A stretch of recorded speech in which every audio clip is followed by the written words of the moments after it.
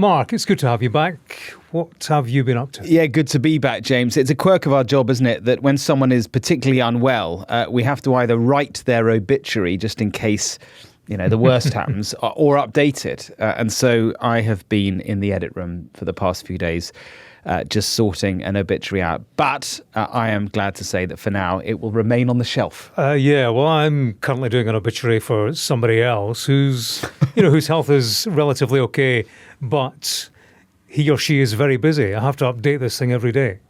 It did make me wonder, though, Mark, see obituaries. What if we were doing each other's obituaries? Oh, dear. I would start with a young producer who I met in London about, You've put me under pressure now. 20 years ago, dead keen, going Who produced places. a very nice piece about Gordon Brown for you. We did, yeah. One of the finest pieces I've done. So I'd go back to that, and then I'd maybe, draft the podcast years, which would have to include you singing Celine Dion. Famous episode. I'm proud of that, James. The most famous. Yeah, episode 54. Go back and find it. You can hear me singing Celine Dion. I don't know what yours would be. It would be all the outtakes of where you... I'll do it again. I'll do the click of the fingers. The gags they didn't include. There are so many. There are so many. I'm Mark Stone. And I'm James Matthews. We're both in the Trump 100 studio. On the podcast today, US strikes once more on Iran. America has carried out bombings on at least 2 locations. We'll have details. Yeah, and the Brazilian president has been at the White House. Left meets right, socialism meets capitalism, Lula meets Donald. That was in the White House. In Rome, Marco Rubio had a meeting with the Pope. And as the 2026 World Cup song is launched, not Celine Dion. It's not Celine Dion, I was going to say, it's not. The president has had his say on the finals ticket prices. He's saying he wouldn't cough up either. A president speaking for us all. Now, as we sit down, Mark, we're getting word of US strikes on Iran, yeah? Yeah, when is a ceasefire not a ceasefire? When is war actually war? Once again, details are pretty sketchy. We're a little late recording this because we were hoping to get a little bit more detail. What we know is that the United States is framing this as defensive strikes. They seem very clear that they do not want to restart the war, and that what has happened over the past few hours does not constitute, as far as they're concerned, a restarting of the conflict. Airstrikes reported on Qasem Port and Bandar Abbas in Iran. Those are both right next to the Strait of Hormuz. They came just an hour or so after the United Arab Emirates struck Iran. Remember, it was just 2 days ago that Iran fired 15 ballistic and cruise missiles at the United Arab Emirates, at a port in the United Arab Emirates. Now, at that time, the Americans said that did not constitute a violation of the ceasefire. It didn't reach the barrier. It didn't reach the threshold to warrant them to respond. But now they have, to what they say are attacks by Iran. Yeah, according to Iran's state media agency MER, the Iranians have targeted 3 US destroyers in the Strait of Hormuz. That was on Thursday evening. Iranian officials, they're saying it was the United States, not Iran, who violated the ceasefire, different characterization by Tehran. Who struck first? Exactly. Well, and whether or not it's a breach of the ceasefire. The Iranians, they're saying that the Americans targeted an Iranian oil tanker and another ship entering the Strait of Hormuz. Military officials on this news outlet, they're calling the US military invading terrorists and pirates. And as we record, a statement from CENTCOM, US Central Command in Tampa, Florida, which is the part of the US military that is responsible for prosecuting this war that isn't a war. They say US forces intercepted unprovoked Iranian attacks and responded with self-defense strikes as US Navy guided missile destroyers transited the Strait of Hormuz. They say that the Iranian forces launched multiple missiles, drones and small boats at 3 US naval craft, and they say that no US assets were hit. Yeah, Iran's military officials, they're saying it will respond powerfully and without the slightest hesitation to any attack. I think what's clear is that when the Americans want to call this a war and want to make it offensive and want to make a point, they do. And when they want to back off and try and play this down, they do that as well. And I think this is very much the latter. CENTCOM does not seek escalation, but remains positioned and ready to protect American forces. They are seeing this as defensive action. Yeah, we had Trump, didn't we, a few days ago saying the military action had terminated. Marco Rubio during the week saying that the military action was over. The Americans, as you say, Mark, they're calling this defensive. But, I mean, for me, it has a look of significant escalation, very much in keeping with a pattern of entrenchment in all of this. Two countries very far apart in terms of agreement, but very close to the brink of war, and all the while, struggling for compromise. I think the Americans, it's in their interest to call it defensive, of course, because they have this issue of the legality of a military act, a legality which critics say or point out that ran out on day 60 of this military action. After day 60, Donald Trump has to go back to Congress for permission. Yeah, assuming he cares about that. Yeah, which is why he's not characterizing it as an offensive military strike. But also it's very clear that right now Donald Trump does not want to restart this war. He wants a way out. He wants an off-ramp, and he certainly doesn't want to be in an active shooting match when he is on this big trip to China, which you'll be on and which we'll discuss a little later on. But James, while all this was playing out, Donald Trump had a visitor to the White House, the president of Brazil, the dynamic president of Brazil, so he said. Yeah, President Lula, or Lulu, as somebody in the Bureau called him earlier today. Now, that's a meeting that would have made me want to shout. Yeah, not Lulu, but Lula. He was in the White House. The pair were expected to meet for an on-camera event at 11:15 on Thursday morning. It wasn't until 2:30 in the afternoon that we actually heard from Trump about the meeting. It was on Truth Social, and no on-camera appearance as previously promised. Yeah, Donald Trump wrote on Truth Social that he'd met the very dynamic president of Brazil. We discussed many topics, he said, including trade and specifically tariffs. The meeting went very well. Our representatives are scheduled to get together to discuss certain key elements. Additional meetings will be scheduled over the coming months as necessary. Here's the thing, though, James. We were all looking forward to this meeting because these two don't really necessarily, on paper at least, get on very well. We were expecting there was going to be an Oval Office moment. How would it play out? It was kind of going to be the moment of the day. And then it didn't happen. It seems as though Lula is perhaps only the second leader ever after King Charles to be able to persuade the president not to have one of these Oval Office moments. American reporters caught members of the Brazilian press traipsing out of the grounds of the White House after the announcement that their services would no longer be required. There was to be no Oval Office moment. This public bilateral that was scheduled quietly cancelled. It's not entirely clear why, but as I say, Lula has since explained that he said to President Trump, what is the point in it of us having a moment with the media before we've actually had a private discussion? And on this occasion, it seems Trump agreed. Yeah, I do wonder if the fact that it was a private meeting is down to the fact that Donald Trump is wary of politicians who are prepared to stand up to him. It's one thing sitting down in the Oval Office before the media with somebody in need, a la Vladimir Zelensky. It's quite another when you have somebody who is, something of an enemy who has criticized you in the past. And I can see Trump not wishing to take the chance of how that might go. But, it's rare. So Lula got his way. In common with a number of countries, the relationship between Trump and Brazil is an abusive one. There is that coercive control almost that oscillates between love and hate.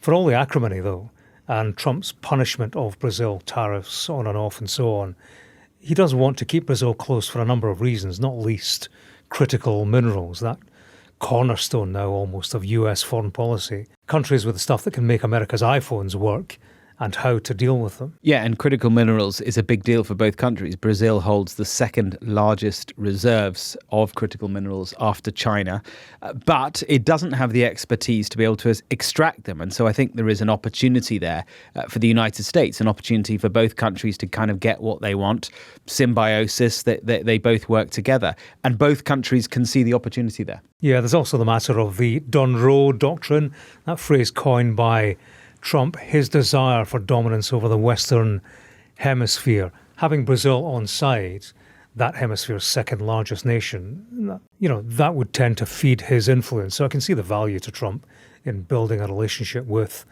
Lula. His difficulty, as we've touched on, is that fundamentally they don't have a relationship to speak of. They are polar opposites, ideologically. And Trump, he spent much time and energy supporting Lula's archenemy, Jair Bolsonaro, the former president, convicted, of course, of plotting a coup against Lula. Yeah, and Lula is, by the way, up for re-election in October. Guess who he's facing? Tell me. Bolsonaro's son, Flavio. So that will be interesting. To what extent will Trump try and influence that election and support his old pal's son? But, on the relationship, it's curious. As you say, on paper, they don't get on. They're polar opposites. And to begin with, they literally didn't get on. They were throwing insults at each other. But, you've got to wonder whether maybe there is a bromance blossoming, Trump granting him the private meeting, not the public one. They did meet briefly, very briefly, at the UN General Assembly late last year. I remember it because Trump encountered Lula backstage and he then said, in a very Trump way, he said, I was walking in and the Brazilian leader was walking out. I saw him. He saw me. We embraced. He seemed like a very nice man. He liked me. I liked him. I only do business with people I like. We had about 39 seconds of excellent chemistry. Oh, okay. Well, chemistry, I'll give him that. But trust, it's short on trust.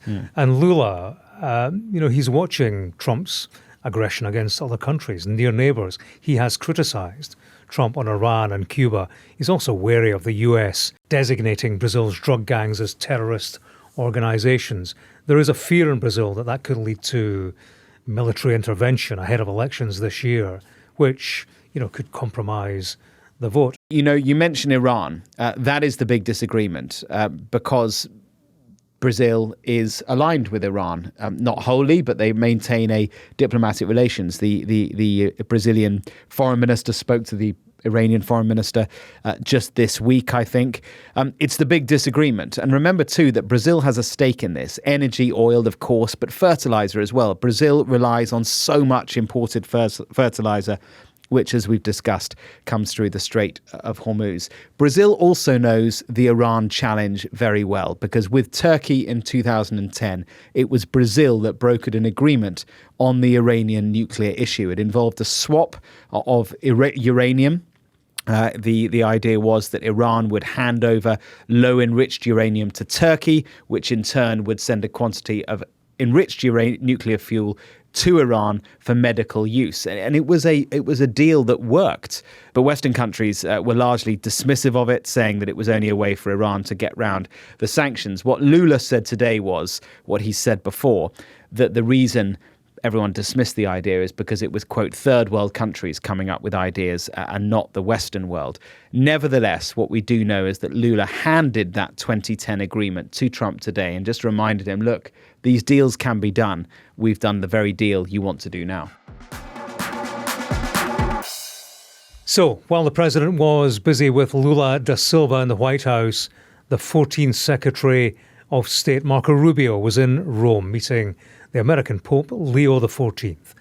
The meeting, it comes just weeks after Donald Trump lashed out at the pontiff for disagreeing with America's war in Iran. Yeah, Rubio posted online that he'd met with the Pope to underscore our shared commitment to promoting peace and human dignity. Now, Mark, when you were away, David and I spoke about expressions of gratitude yet being underwhelmed. Like when the King and Queen walked into the Oval Office and said, wow, which may have meant wow, it may have meant any number of things. I think we know what it meant. Anyway, as a gift, Rubio gave the Pope a small crystal American football for somebody who has everything, he said. Now, the Pope was, of course, the baseball guy. Yeah. Famously, his reaction was, wow, okay.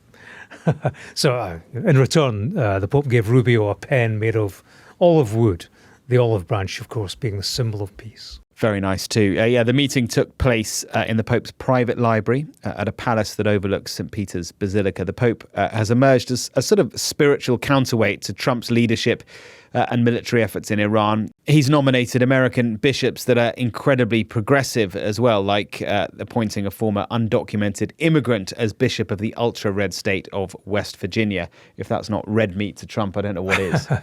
Yeah, relations with the Pope matter, of course, politically. Rubio clearly recognises that there are votes to be won and lost on the state of relations with the leader of the country's largest Christian faith.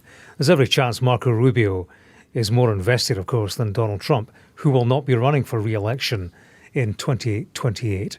Then again, maybe he will, but not as we record. Rubio, he's styling himself, isn't he, as a man who very much will be a presidential candidate. To do that successfully, he needs to reach voters that Trump is leaving behind, and the Catholic constituency is a good place to start. Yeah, criticising the Pope isn't popular.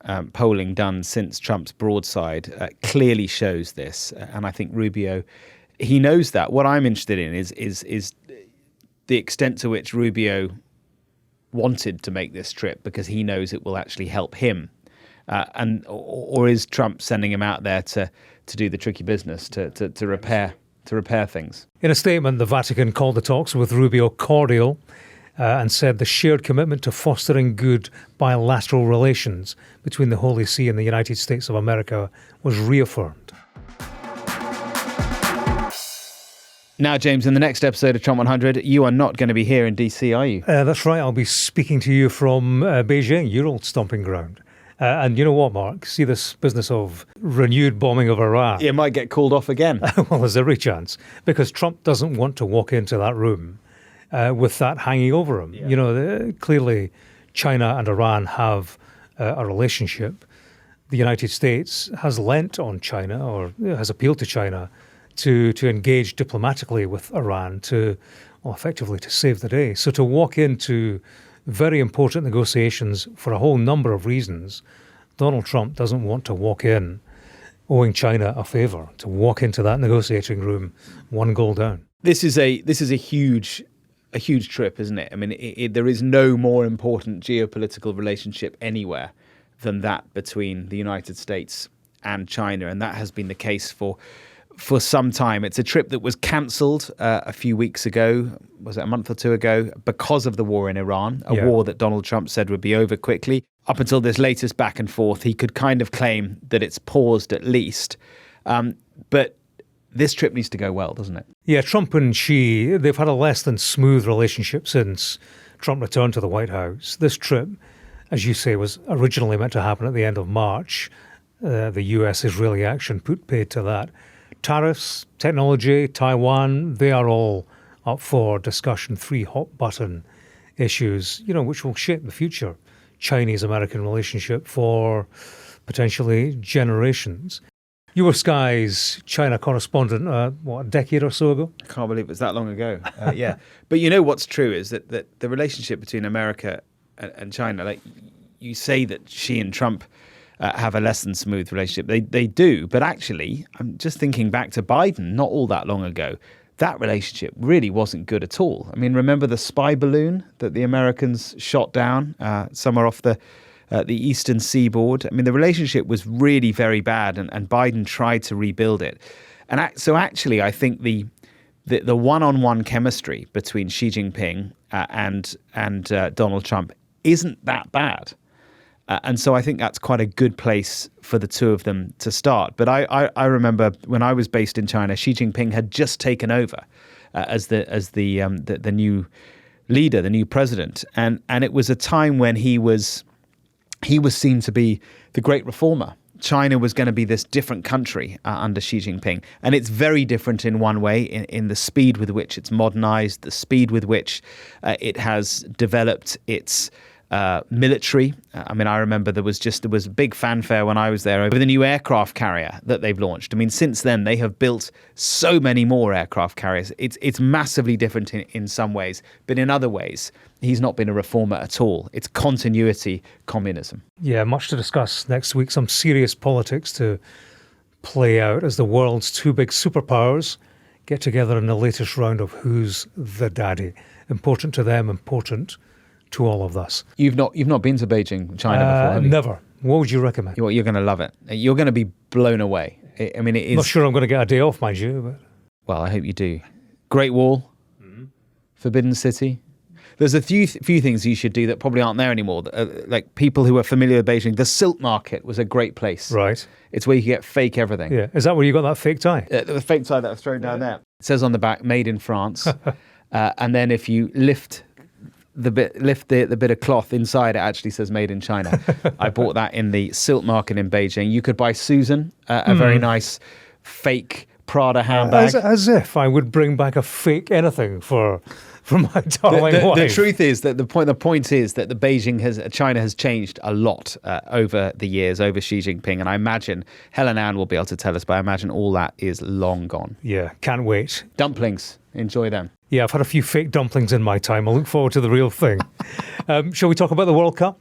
Yes. For there is a new official song. Shakira, she's back with a World Cup song. Dai Dai, is that how we pronounce it? Day. Day? I don't know.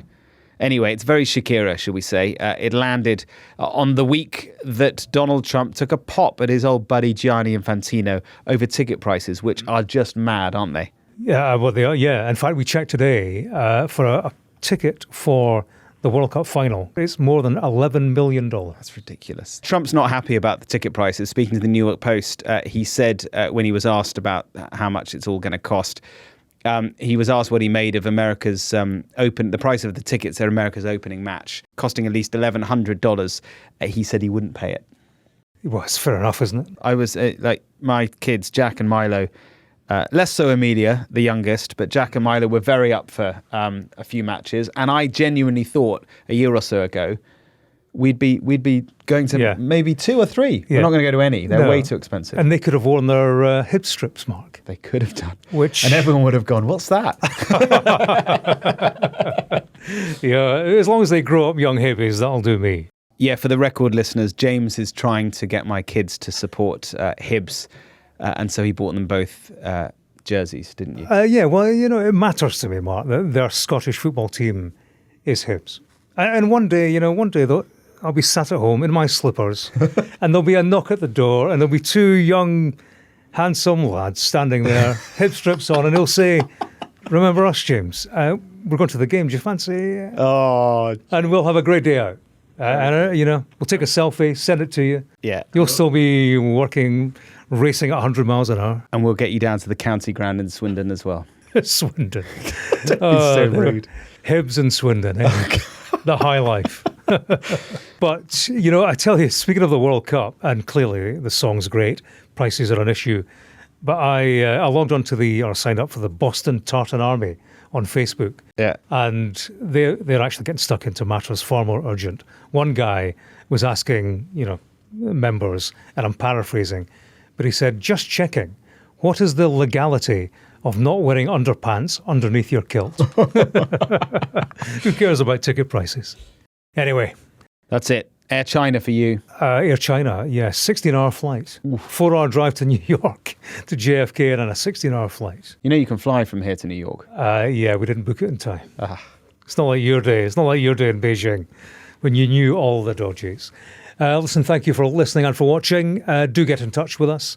Usual place, Trump100 at sky.uk. Yeah, have a great weekend, everyone. And we will see you next week from Washington and from Beijing, China. Bye-bye for now. All the best.